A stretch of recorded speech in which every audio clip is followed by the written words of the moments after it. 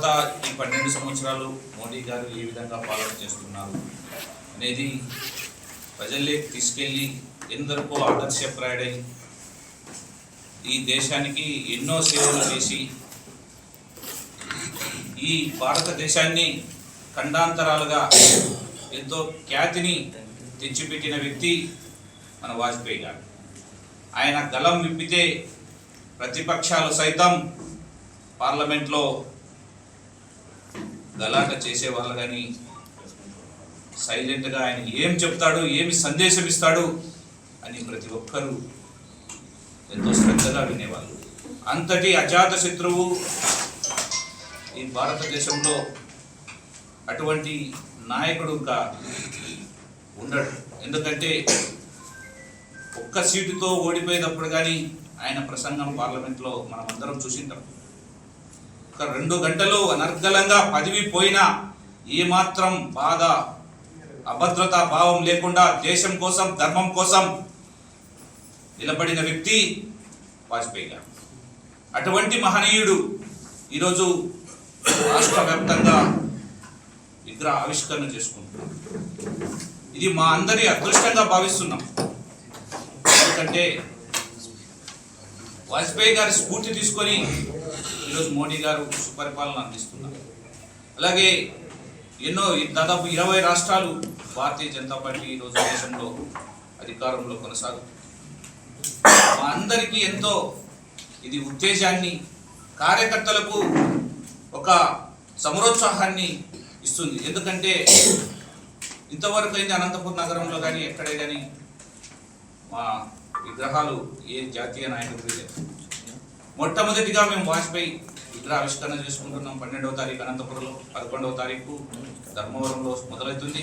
12వ తారీఖు ఈ యాత్ర అనంతపురం చేరుకుంటుంది, మళ్ళా సాయంత్రం కర్నూలుకు. ఆ విధంగా 25వ తారీఖు వరకు ఈ యాత్ర అమరావతిలో మొదటి సెషన్ ముగుస్తుంది. ఆ కార్యక్రమంలో 25వ తారీఖు పెద్ద ఎత్తున అక్కడ అమిత్ షా గారు కానీ చంద్రబాబు గారు కానీ పాల్గొంటారు. ఇక్కడ కానీ మన కూటమిలో ఉన్న నేతలందరినీ ఆహ్వానిస్తున్నాం.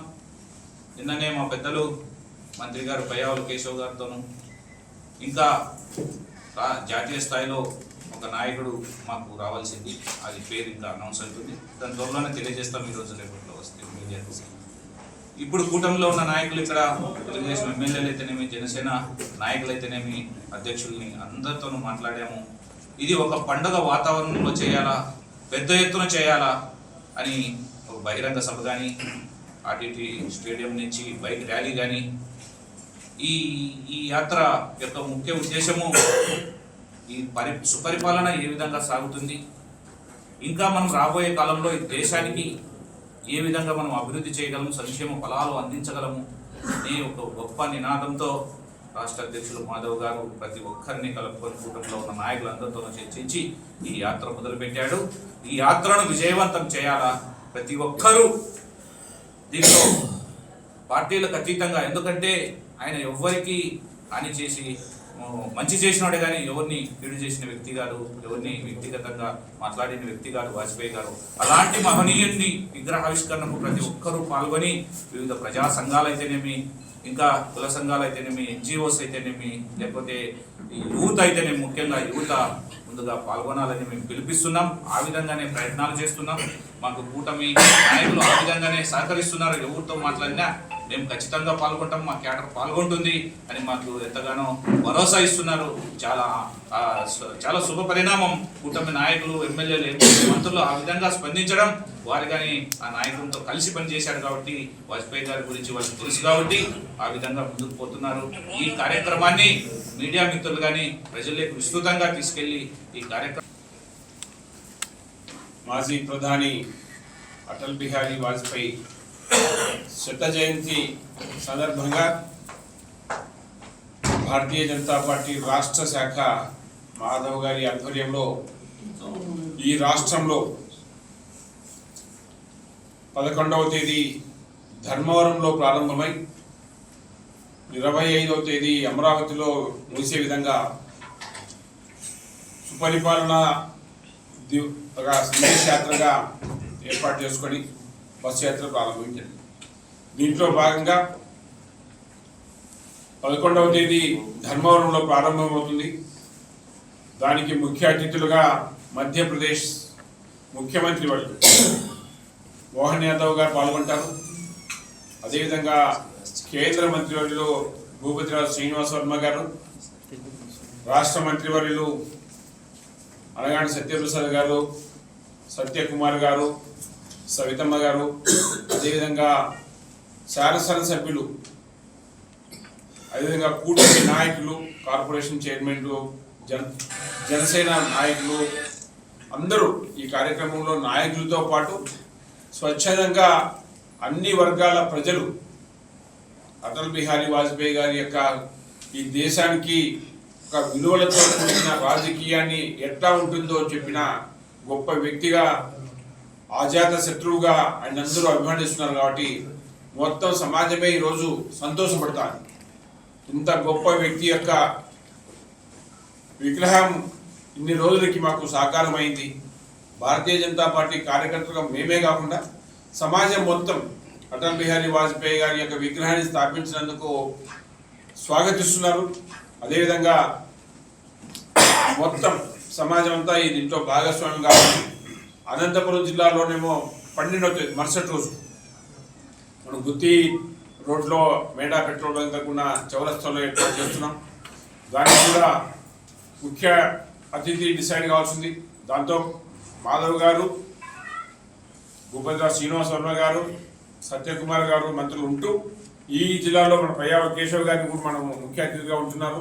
వారితో పాటు ఎమ్మెల్యేలు, ఎంపీలు, అక్కడ చైర్మన్ జనసేన నాయకుడు టీసీ వరుణ్ గారు, తెలుగుదేశం జనసేన జిల్లా అధ్యక్షులు అందరినీ భాగస్వామ్యం చేస్తూ ముఖ్యంగా రైతులు, కార్మికులు, అన్ని వర్గాలు స్వర్ణ శిక్షా అభియాన్కి అయితేనేమి, ఈరోజు స్వర్ణ చతుర్భుజకి అయితేనేమి, గ్రామీణ సడక్ యోజనకి అయితేనేమి ఒక అంకురార్పణ సమాజంలో విలువలతో కూడినటువంటి రాజకీయాలకి ఒక వ్యక్తిగా, అంటే ఒక కేర్ ఆఫ్ అడ్రస్గా నిలబడినటువంటి వ్యక్తి, భారత రత్న మాజీ ప్రధాని శ్రీ అటల్ బిహారీ వాజ్పేయి గారి శత జయంతి సంవత్సరం ఇది. సో ఈ సందర్భంగా ఈ దేశ ప్రజలందరూ కూడా వారిని మరొకసారి స్మరించుకోవాల్సినటువంటి అవసరం ఉంది. ఎందుకంటే ఈ దేశం యొక్క అభివృద్ధిలో స్వాతంత్రం వచ్చిన తర్వాత దాదాపు 50 సంవత్సరాల తర్వాత వాజ్పేయి గారు ప్రధానమంత్రి అయినారు. కానీ ఈరోజు దేశం యొక్క అభివృద్ధిని ఒకసారి చూస్తే వాజ్పేయి గారికి ముందు, వాజ్పేయి గారి తర్వాత అనేటువంటి పరిస్థితి ఉంటుంది. ఎందుకంటే ఈ దేశంలోని 4 ప్రధానమైనటువంటి జాతీయ రహదారులను కలుపుతూ స్వర్ణ చతుర్భుజ పేరిట 4 వరుసల రహదారులు నిర్మించడం దగ్గర నుంచి అప్పటి వరకు కనీసం రోడ్డుకి నోచుకునేటువంటి పల్లెలన్నిటికీ కూడా నగరాలతో అనుసంధానం చేస్తూ గ్రామీణ సడక్ యోజన అనేటువంటి స్కీమ్ను తీసుకొచ్చిన, అసలు బడి ముఖమే చూడనటువంటి చిన్నపిల్లలందరికీ కూడా నిర్బంధ విద్యను పెడుతూ వాళ్ళ కోసం తీసుకొచ్చినటువంటి సర్వశిక్ష అభియాన్ అయినా, ప్రపంచం మొత్తం భారతదేశం వైపు చూసే విధంగా, భారతదేశం అంటే భయపడే విధంగా చేసినటువంటి పోఖ్రాన్ అణు పరీక్షలైనా, సో ఈ దేశం యొక్క గౌరవాన్ని ప్రపంచ పటంలోకి తీసుకెళ్లినటువంటి ఒక వ్యక్తి ఎవరైనా ఉన్నారంటే అది స్వర్గీయ శ్రీ వాజ్పేయి గారు. సో అటువంటి పరిస్థితుల్లో ఈ సంవత్సరం మనం శత జయంతి ఉత్సవాలు జరుపుకుంటున్నటువంటి పరిస్థితుల్లో ఈరోజు రాష్ట్ర వ్యాప్తంగా కూడా వాజ్పేయి గారి విగ్రహావిష్కరణలతో పాటు వాజ్పేయి గారు ఈ దేశానికి చేసినటువంటి సేవలని ప్రజలకి తెలియజేసే విధంగా ఈరోజు రాష్ట్ర అధ్యక్షులు పివిఎన్ మాధవ్ గారు చేపట్టినటువంటి అటల్ మోడీ సుపరిపాలన యాత్ర పేరుతో చేస్తున్నటువంటి బస్సు యాత్ర ఈ నెల 11వ తేదీన ధర్మవరంలో ప్రారంభం చేసుకుంటా ఉన్నాం. ఈ యొక్క ప్రారంభ కార్యక్రమానికి మధ్యప్రదేశ్ ముఖ్యమంత్రి వర్యులు శ్రీ మోహన్ యాదవ్ గారు ముఖ్య అతిథిగా ఉంటున్నారు. అదేవిధంగా కేంద్ర భారీ పరిశ్రమలు మరియు ఉక్కు శాఖ సహాయ మంత్రి అయినటువంటి భూపతిరాజు శ్రీనివాస్ వర్మ గారు, అదేవిధంగా సత్యకుమార్ యాదవ్ గారు, వీళ్ళందరూ కూడా ఆ కార్యక్రమంలో ఉంటారు. బస్సు యాత్ర 11 ధర్మవరంలో ప్రారంభమై 12వ తారీఖు ఉదయం అనంతపురం చేరుకుంటుంది. అనంతపురంలో విగ్రహావిష్కరణ చేసిన తర్వాత అదే రోజు సాయంత్రం కర్నూలు తిరిగి 13వ తారీఖున నంద్యాల 13 ఉదయం నంద్యాల, 13 సాయంత్రం కడప, 14వ తారీఖు ఉదయం అన్నమయ్య జిల్లా మదనపల్లిలో, అదేవిధంగా అదే రోజు సాయంత్రం తిరుపతిలో, 15వ తారీఖు నెల్లూరు, ఒంగోలు, 16వ తారీఖు బాపట్ల, మచిలీపట్నం. ఈ విధంగా మొత్తం 6 రోజుల పాటు మొదటి విడత కార్యక్రమం ఈ యొక్క బస్సు యాత్రలో ఉంటుంది. తర్వాత 2 రోజుల యొక్క గ్యాప్ తీసుకొని 17, 18, తర్వాత 19వ తారీఖు శ్రీకాకుళంలో ప్రారంభమై ఏలూరు వరకు కూడా ఈ యొక్క బస్సు యాత్ర కొనసాగుతుంది. ప్రతి జిల్లాలో కూడా కేంద్ర మంత్రులు కానీ ముఖ్యమంత్రులు కానీ పాల్గొనేటువంటి అవకాశం ఉంది. అదేవిధంగా చివరిన డిసెంబర్ 25వ తారీఖున అమరావతిలో ఏదైతే మన రాజధాని ఉందో అమరావతిలో అటల్ పార్క్ పేరిట దాదాపుగా ఒక పెద్ద పార్క్ యొక్క నిర్మాణం చేసి అక్కడ కూడా పెద్దలు అమిత్ షా గారు, నారా చంద్రబాబు నాయుడు గారు కూడా ఆ యొక్క కార్యక్రమంలో పాల్గొంటారు.